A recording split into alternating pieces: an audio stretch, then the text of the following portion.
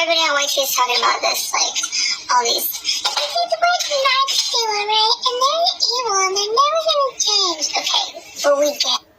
That's not what we're here for, right? Here's the psychology of it, right? What I think people go online to look for these videos for is to figure out what is this weirdo doing with their lives. No one's like under like a narcissist spell. Like, who in the world is like, oh my god, I love the way you ignore me. Can you just ignore me harder? Like, nobody cares, okay? But there's like this fantasy in people's mind where they're like, oh, these narcs, they're so convincing, and I just feel so in love with them. I think the psychology of why people are actually watching these videos is because we just want to know how to avoid the narc. It sounds so stupid. Like, I don't even think they hear what they're saying. Thinking, like, the nice guys finish last mentality, and thinking, like, it's obviously because I'm too nice to this person. That's why they don't like me. It's my only bad trait is that I'm too likable. Who says shit like that?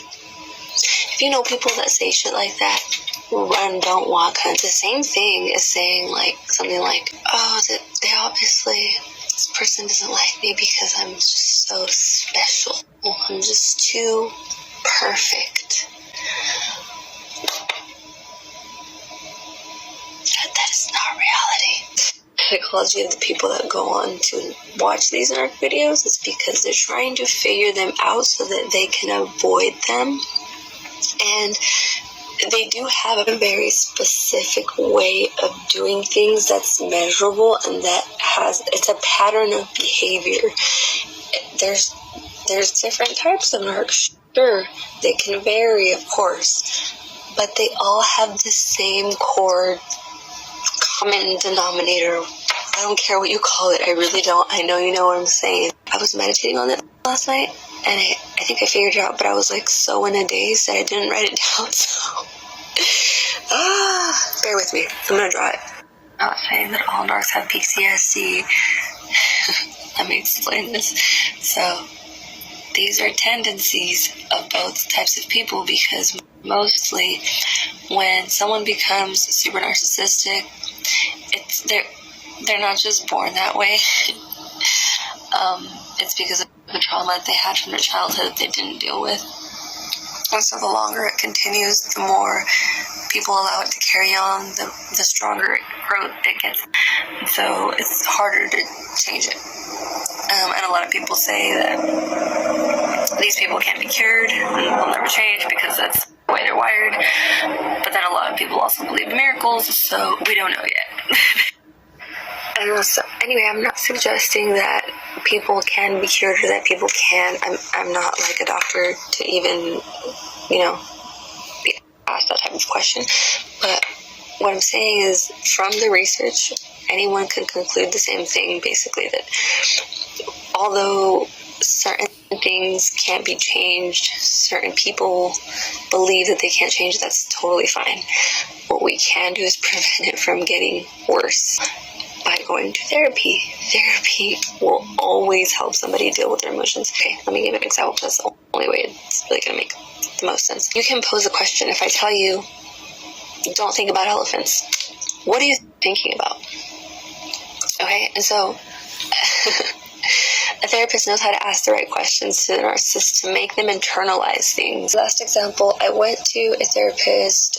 It was like a public one though, but I was really surprised at how well she was trained, because all she would say to me, and it really got on my nerves, but all she would be like, "That's very interesting. That's so interesting." I'm like, I'm not paying you to tell me what's interesting, but it worked. It made me internalize things. It forced me to go to those places in my mind that I was avoiding, that I didn't want to deal with because I was a narcissist. And I believe I still kind of am in a way, but like, I think I'm a healthy narcissist because I'm very self-aware. When I do something now, I hold myself accountable for it. Versus before, where I would just be like, no, that's not my problem and not my business. But it came from that. from just somebody just basically care enough to just sit there and listen and tell me that that's so interesting, even though it got on my nerves like really bad. That's what I needed at the time, was to hear that. And this was probably well over 5 years ago, almost probably 10 years ago. And I'm still using that. You'll notice that if you're talking to a narcissist or someone that's just being unreasonable, and you just tell them that's so interesting. You know, a normal person would just be like, yeah, it really is, and they'll have no problem internalizing it. But a narc is going to be resentful about it, and there's a reason for it. A narcissist knows they're interesting. In fact, that's what they pride themselves on. They live for that drama of being interesting to somebody, but that's part of the trauma that they lived, right? And so they have to, in order to get over it, they have to confront it. And that is how you make them confront it, is by just repeating over and over to them. It's very interesting. It gives them really mixed feelings. It fucks with their heads.